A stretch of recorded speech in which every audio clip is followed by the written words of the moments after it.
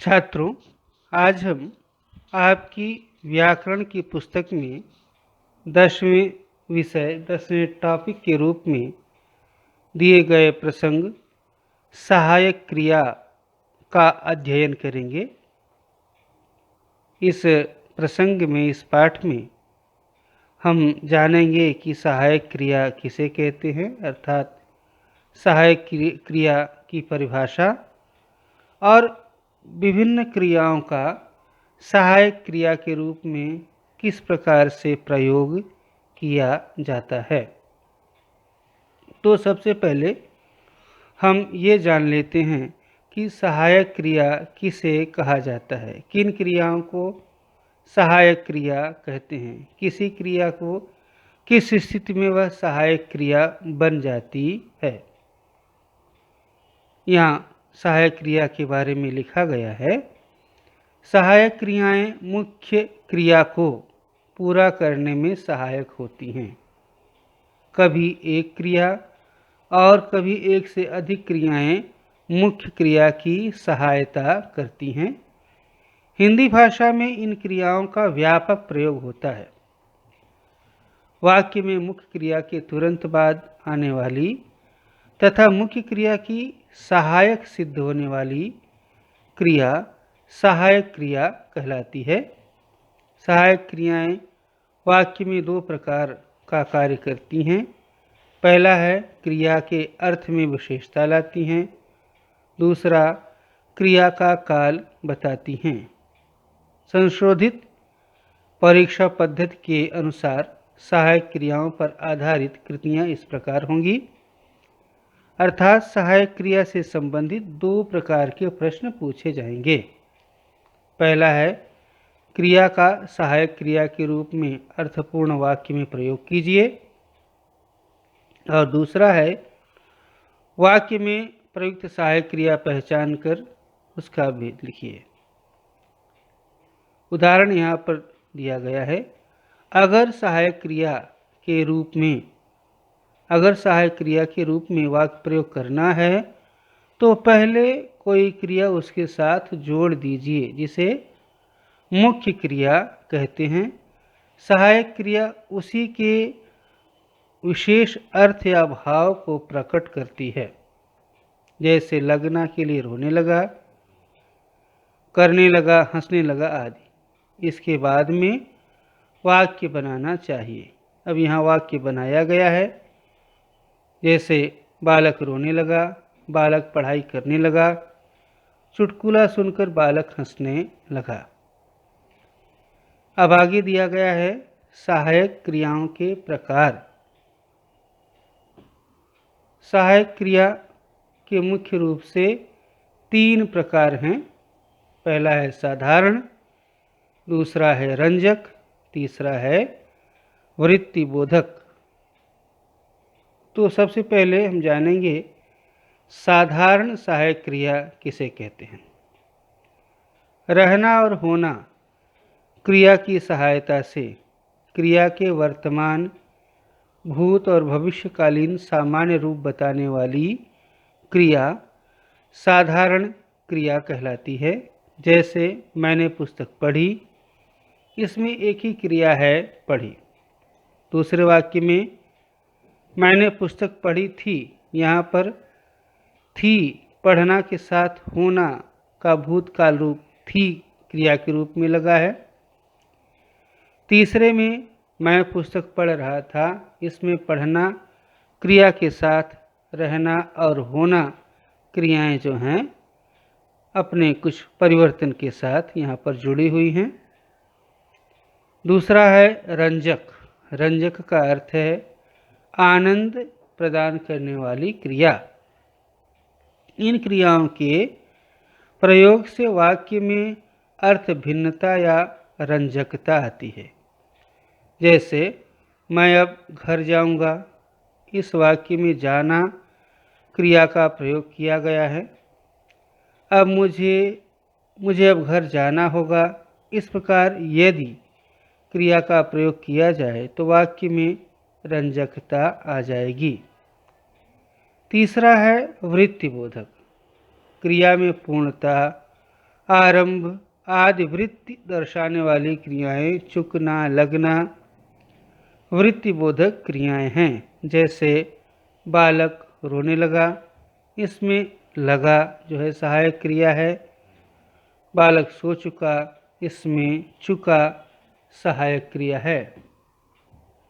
अब आगे क्रियाओं का सहायक क्रिया के रूप में किस तरह से प्रयोग किया जाएगा, हो सकता है, यह बताया गया है। कुछ उदाहरण दिए गए हैं। जैसे पहला है लेना। लेना क्रिया को सहायक क्रिया के रूप में कैसे प्रयोग करेंगे। उदाहरण के लिए एक वाक्य यहाँ पर दिया गया है। लेना, मैंने तय कर लिया। इसी तरह से पढ़ना, पता नहीं वह क्यों हंस पड़ा। तीसरा, देना, मुझे कविता लिखने दो। चौथा, करना, बच्चे खेला करते हैं। पांचवा, बनना, अब मुझसे पढ़ते नहीं बनता। छठवां, पाना, वह मुश्किल से चल पाया। सातवां, होना, मुझे अब गांव जाना होगा। आठवां, रखना, अपने गुस्सैल भाई को रोक रखना। नौवां, जाना, चोर घर में घुस गया। 10वां, आना, पिताजी शहर से लौट आए। 11वां, लगना, वह पत्र लिखने लगा। 12वां, सकना, वह अपना काम कर सका। 13वां, चुकना, वह खाना खा चुका। 14वां, रहना, चुपचाप चलता रहा। वह चुपचाप चलता रहा। आगे दिया गया प्रश्न है, वाक्य में प्रयुक्त सहायक क्रिया पहचान कर लिखिए। जैसे उसने भी गहनों को भुला दिया। इसमें दिया देना सहायक क्रिया है। मैं तुम्हें जान सका, इसमें सका सकना सहायक क्रिया है। तीसरा, उसने हमें ठग लिया, लिया लेना सहायक क्रिया है। चौथा, मुझे गांव भेजने का निश्चय कर लिया, गया, इसमें गया जाना सहायक क्रिया है। पांचवा है, वह बर्तन ही मांजता रहा। यहाँ रहता रहा सहायक क्रिया है। छठवां है, मनोज खूब मजे में शराब पी रहे हैं। इसमें रहे हैं दो सहायक क्रियाएं हैं, रहना और होना। सातवां, मेरी आंखों से आंसू निकल पड़े। यहाँ पड़े पढ़ना सहायक क्रिया है। आठवां, वह मेरे दाहिने पैर से लिपट गया। यहाँ गया जाना सहायक क्रिया है। आगे दिया गया स्वाध्याय। स्वाध्याय में प्रश्न दिया गया है, निम्न वाक्यों में आई मुख्य क्रिया और सहायक क्रिया को रेखांकित करके संबंधित तालिका में लिखिए। पहले में उनके रीति रिवाजों का अध्ययन करना पड़ा। इसमें करना मुख्य क्रिया, पढ़ना सहायक क्रिया। दूसरे वाक्य में सताया करते, सताया मुख्य क्रिया, करते सहायक क्रिया। तीसरे वाक्य में उसकी ननद रूठ गई, रूठ मुख्य क्रिया, गई सहायक क्रिया। चौथे वाक्य में वे हड़बड़ा उठे, हड़बड़ा मुख्य क्रिया, उठे सहायक क्रिया। पांचवें वाक्य में वे पुस्तक पकड़े न रख सके। इसमें रख मुख्य क्रिया, सके सहायक क्रिया। छठवां, उन्होंने पुस्तक लौटा दी, लौटा मुख्य क्रिया, दी सहायक क्रिया। समुद्र और भयावह दिखने लगा। इसमें दिखने मुख्य क्रिया, लगा सहायक क्रिया। मैं गोवा को पूरी तरह नहीं समझ पाया। यहाँ समझ मुख्य क्रिया, पाया सहायक क्रिया। काकी घटना स्थल पर आ पहुँची। इसमें आ मुख्य क्रिया, पहुँची सहायक क्रिया। अवश्य ही लोग खा पीकर चले गए। यहाँ पर चले गए दो क्रियाएं हैं, चले मुख्य क्रिया और गए सहायक क्रिया। अगला दिया है स्वाध्याय में दूसरा स्वाध्याय दिया गया है, कोष्ठक में दी गई क्रियाओं का सहायक क्रिया के रूप में प्रयोग करके निम्नलिखित वाक्य फिर से लिखिए। जैसे पहला वाक्य है, वे सपने की भांति अदृश्य हुए, जाना। तो इसका वाक्य कैसे बनेगा? वे सपने की भांति अदृश्य हो गए। दूसरा है, उन लोगों ने नदी का किनारा छोड़ा, देना सहायक क्रिया लिखा है। तो सेंटेंस के वाक्य कैसे हो जाएगा? उन लोगों ने नदी का किनारा छोड़ दिया। तीसरा है, शरीर संसार में काम करे, रहना। इसका वाक्य बनेगा, शरीर संसार में काम करता रहे।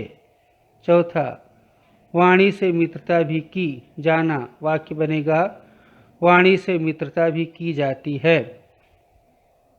पांचवा, कोयला शीघ्र आग पकड़ता है, लेना सहायक क्रिया है। तो वाक्य होगा, कोयला शीघ्र आग पकड़ लेता है। छठवां, उसके सिर पर बहुत बड़ा गुरमा निकल आना सहायक क्रिया है। तो कैसे बजाएगा? वाक्य कैसे बनेगा? निकल आया, उसके सिर पर बहुत बड़ा गुरमा निकल आया। सातवां, थोड़ी देर में दूध वाले आए, होना। यहाँ होना का थे था थे फॉर्मेशन होगा, वो लगेगा। थोड़ी देर में दूध वाले आए थे। कल्लू बनिए की दीवार गिरी, पड़ना। वाक्य बनेगा, कल्लू बनिए की दीवार गिर पड़ी। नौवां, उसने खाना भी नहीं खाया, सकना। वह खाना भी नहीं खा सका, ऐसा वाक्य बनेगा इसका। मैं पूरी तरह दृष्टिहीन हुई थी, चूकना। मैं पूरी तरह दृष्टिहीन हो चुकी थी, ऐसा वाक्य बनेगा। आगे गृह कार्य है जो आपको करना है। इसमें सहायक क्रियाएं दी गई हैं, उनका उचित रूप लिख करके आपको वाक्य पूरा करना है। तो इस तरह से सहायक क्रिया का यह अध्याय यहीं पर पूरा होता है। धन्यवाद।